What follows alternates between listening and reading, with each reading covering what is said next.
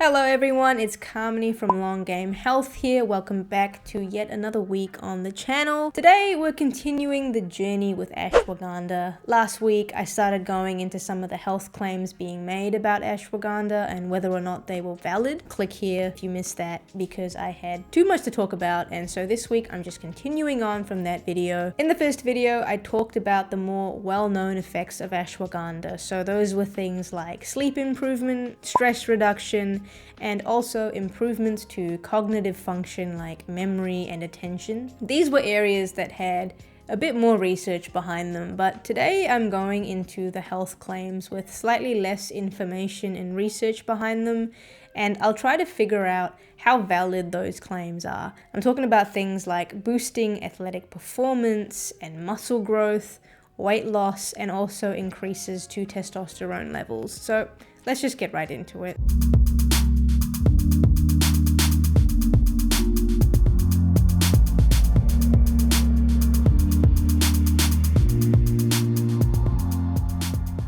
So the first claim I'm going to go into is that ashwagandha can increase testosterone levels.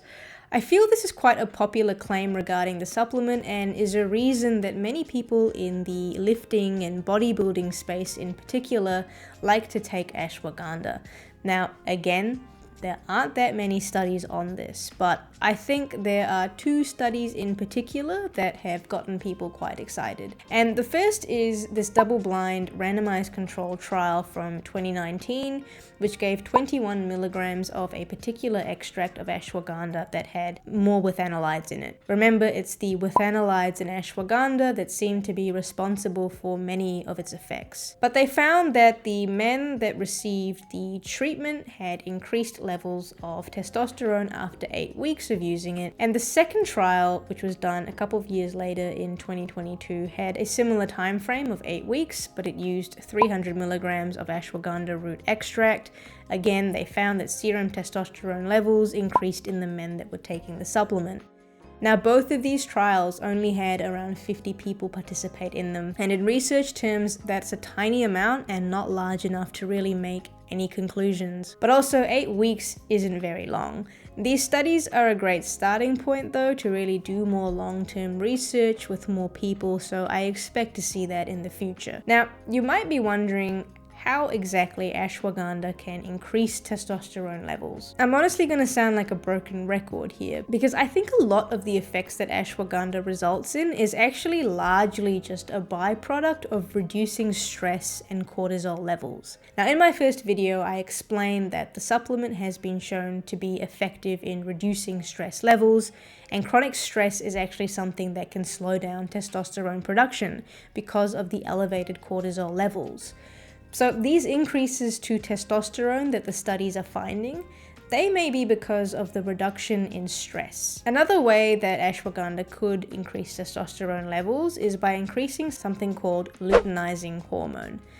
Now, luteinizing hormone is actually the hormone that triggers and starts the process of your body making testosterone. So if you don't have enough luteinizing hormone, then you will naturally have less testosterone. And surprise, surprise, chronic stress also reduces the amount of luteinizing hormone in the body. So if ashwagandha reduces stress and cortisol, it may also increase the amount of luteinizing hormone in the body. So in terms of testosterone, I'm not convinced that it directly gets your body to make more testosterone, but by reducing stress, it can help increase testosterone production in men, and that's not something to ignore. Aside from testosterone increases, there are some that claim that taking ashwagandha can be helpful for muscle growth. Again, there isn't much research in this space, and the studies that do exist, they're for short periods of time, they have a small number of participants. And while yes, some studies have found that those on ashwagandha supplementation experienced increases to muscle mass and strength,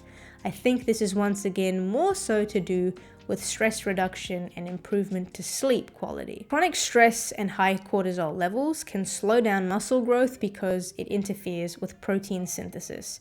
Cortisol actually signals for your muscle cells to break down and release amino acids.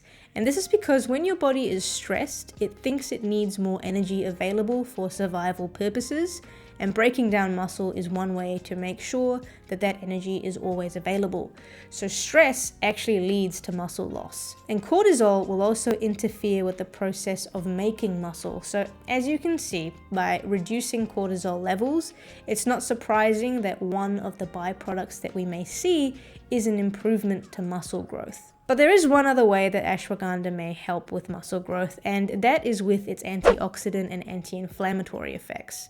There are chemical compounds found in the ashwagandha plant, particularly the roots, that have antioxidant abilities. These are, of course, the withanolides, which I mentioned a few times in the previous video, but there are also flavonoids and saponins. These compounds neutralize free radicals. Now, free radicals are highly reactive molecules and they cause damage to healthy cells in your body, which can lead to chronic health diseases as well. So these compounds with antioxidant effects, they essentially bind to the free radicals and they neutralize them. They calm them down until they cannot cause damage anymore. So in this way, ashwagandha could actually protect your cells, and this will also be helpful when it comes to muscle recovery, because during exercise, your muscles will actually produce some free radicals. And if you don't have enough antioxidants around, these free radicals will slow down muscle recovery. Now, in terms of anti-inflammatory effects, ashwagandha has been found to reduce the production of some pro-inflammatory messengers, and these are interleukin 6 and tumor necrosis factor.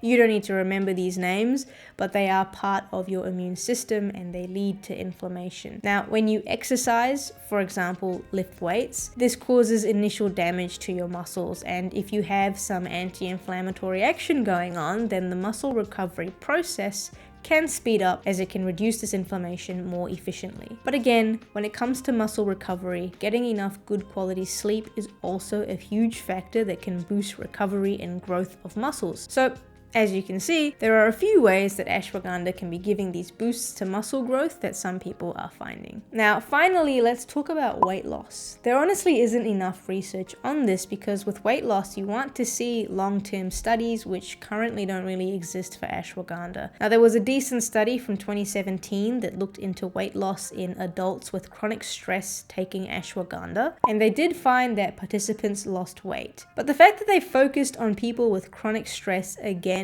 makes me think that the weight loss benefits come from all the other effects of the plant, and that is, of course, your stress reduction, your cortisol reduction, and your antioxidant and anti-inflammatory effects. All of these things help to create conditions in your body that can help with weight loss. So there we have it.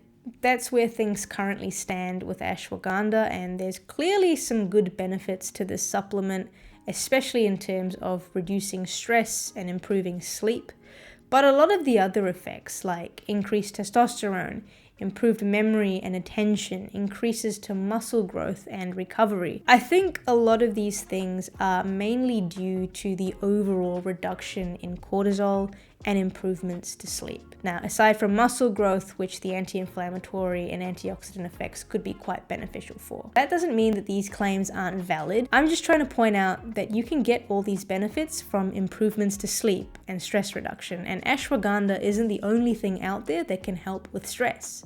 But it is an option, so if it works for you, then keep at it. But there is a lack of long-term studies on ashwagandha, so any long-term effects to health, whether good or bad, we aren't quite aware of yet. So there is always a risk when you take a supplement, and for those out there who have existing health issues like autoimmune disorders, liver or kidney issues, then you carry more risk, and you should either avoid ashwagandha or just check with your healthcare team that it is suitable and safe for you to take. Anyone out there with thyroid issues in particular, especially high thyroid levels, or if you are taking thyroid medication to increase levels, then you should stay away from ashwagandha because it's been found to increase thyroid levels and can cause thyroid toxicity if your levels are already high.